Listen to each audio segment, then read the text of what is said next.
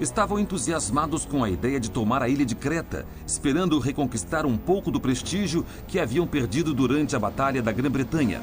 E embora o alto comando do exército alemão sentisse que já havia muita coisa em pauta com a planejada invasão da Rússia, Hitler tinha comprado a ideia e, no amanhecer de 20 de maio de 1941, o ousado ataque aéreo foi desferido.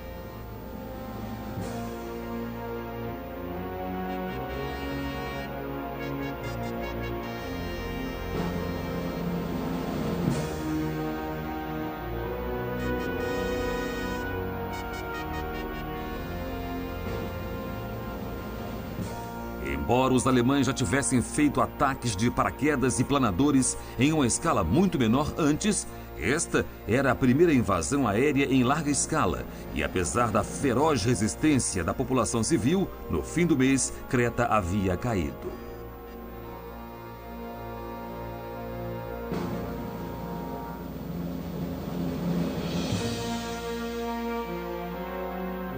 Os soldados britânicos foram feitos prisioneiros e a bandeira suástica tinha sido hasteada porque mais uma vitória nazista fora assegurada. Attention! There is a person running amok in the operational area. Arrest or neutralize this person and take him away. And don't forget to treat those victims. Os aliados no Mediterrâneo, além do Egito e dos portos capturados da Líbia, eram as ilhas de Gibraltar e Malta.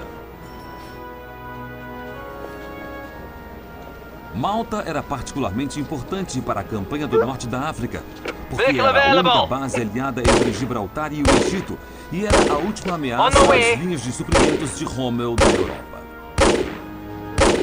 O primeiro-ministro britânico Winston Churchill via a ilha como um porta-avião insubmersível. Mas quando as tropas de Rommel fizeram progresso na Líbia, batendo a força do deserto ocidental e seguindo na direção do Egito, o controle do eixo no Mediterrâneo foi apertado. E em 1942, praticamente nenhum navio conseguia passar por Malta.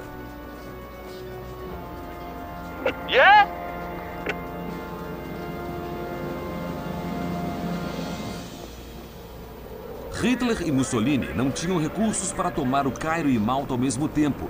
Então resolveram golpear e deixar a ilha sem alimentos para que se submetesse. Ela tornaria-se uma das áreas mais intensamente bombardeadas na guerra, com cerca de 250 ataques por mês nos primeiros 6 meses de 1942. Vehicle available!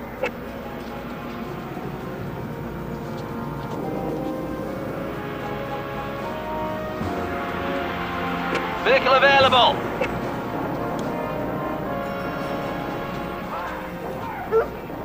A destruição da ilha era inimaginável e milhares de pessoas foram mortas ou feridas nos ataques. Sua devoção à causa aliada, porém, não passou despercebida e elas receberam a Cruz de George por seu heroísmo. Enquanto o presidente norte-americano Franklin Delano Roosevelt descreveu a ilha como uma pequena chama brilhante na escuridão. Mas enquanto os suprimentos diminuíam e as forças navais aliadas lutavam para chegar a Malta, os comandantes aliados perceberam que a rendição da ilha seria apenas uma questão de tempo. Rommel, enquanto isso, aproximava-se do Egito e após semanas de batalhas cruéis, em 20 de junho de 1942, ele capturou Tobruk. 19 dias depois, seus panzers chegaram a El Alamein, uma estação ferroviária na costa do Egito, a apenas 96 quilômetros de Alexandria. Enquanto a posição aliada deteriorava-se dramaticamente, Churchill recusava-se a ser derrotado por Adolf Hitler e estava inflexível sobre a continuação da batalha para esmagar o eixo. Vai chegar o dia. O dia em que os exércitos britânicos e norte-americanos vão entrar nos países não como invasores, mas como libertadores. E quando do solo que emerge, na esperança apaixonada e no esforço valioso do povo que foi mantido cativo sob o crédito da juventude bárbara. Embora Churchill estivesse determinado a derrotar Hitler, a situação britânica agora era crítica. Além das vitórias do eixo na Europa e na África, havia graves preocupações com o futuro do Império Britânico no Extremo Oriente. Singapura tinha caído, assim como Burma, E o risco de que os japoneses poderiam aventurar-se pela fronteira até a Índia e atacar pelo Oriente não podia ser ignorado. Enquanto os alemães progrediam na Rússia, aproximando-se do Cáucaso, havia a possibilidade de que novos exércitos alemães poderiam descer do norte através do Irã. Além da ameaça dos japoneses e de Rommel, isso queria dizer que as forças britânicas no Oriente Médio poderiam ter que enfrentar o inimigo de 3 modos.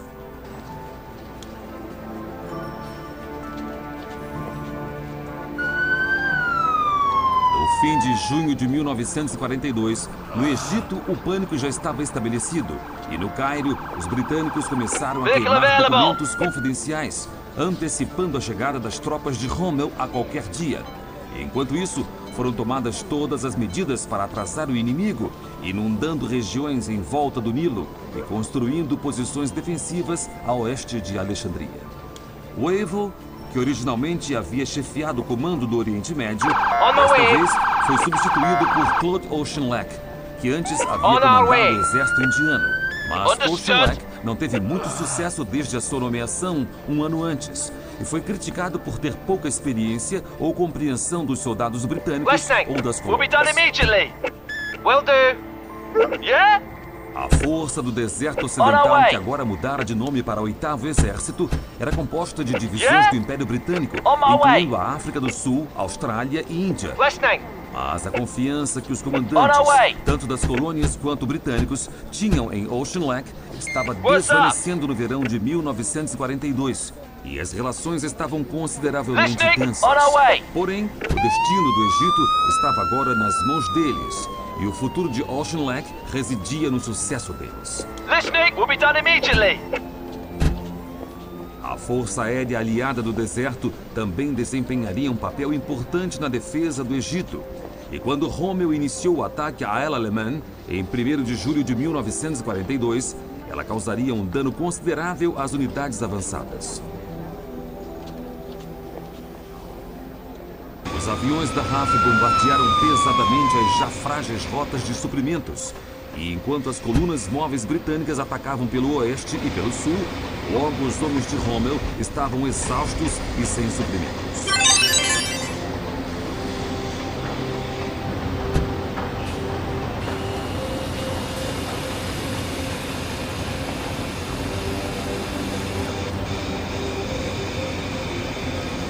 Em 4 de julho, o comandante tomou a decisão de ficar na defensiva e o avanço dos alemães foi detido.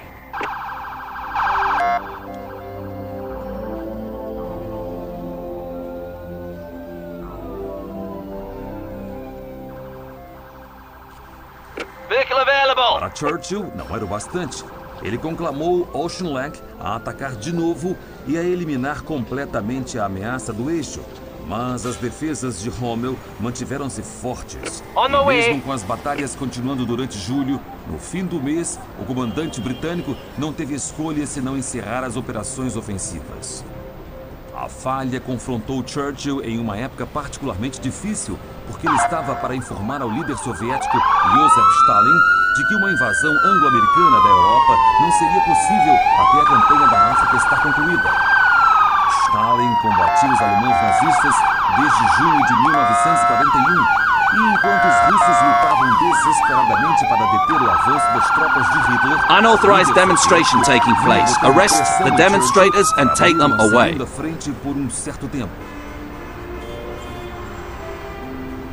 Resist! Resist! Resist! Enquanto Stalin esperava uma invasão da Europa ocupada, os comandantes britânicos, porém, concluíram que uma invasão aliada do noroeste da África, onde a França de Vichy tinha território no Marrocos, Argélia e Tunísia, deveria ser prioridade. Isso iria melhorar o controle naval do mar Mediterrâneo e ajudar a pavimentar o caminho para uma invasão do sul da Europa em 1943.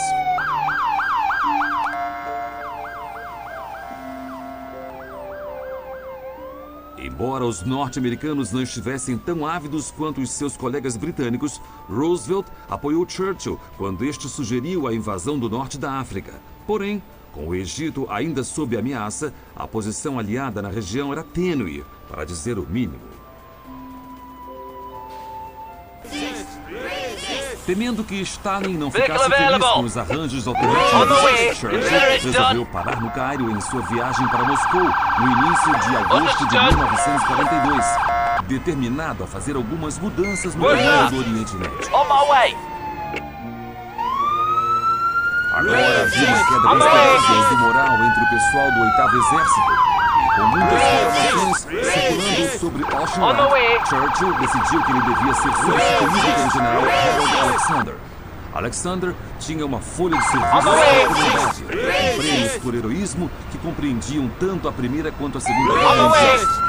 Mas o principal foi que ele entendeu a importância de manter o espírito elevado entre os soldados e era muito respeitado pelos homens que comandava. Junto com o almirante Harwood, que continuava no comando das operações navais, e com Arthur Tedder, que comandava as operações aéreas aliadas, Alexander agora levaria os aliados a uma nova fase na campanha do deserto ocidental.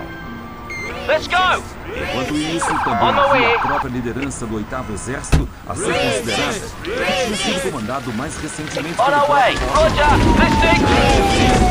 o comandante do 8º Exército, o tenente-general William Dodd, assumiu esse papel.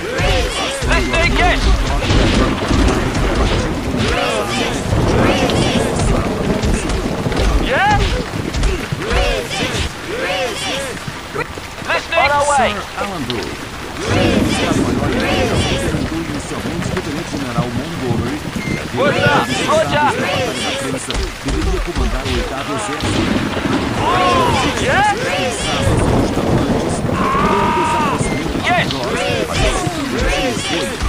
Em 7 de agosto, Montgomery assumiu seu novo papel como líder do 8º Exército, e sua dedicação a seus soldados e a popularidade entre seus homens ajudariam a transformar não apenas o exército, mas também o destino dos aliados na África. Embora as mudanças no comando do Oriente Médio com certeza fossem melhorar as chances dos aliados, Churchill ainda teria que confrontar Stalin com a notícia de que a África tinha prioridade sobre a Europa.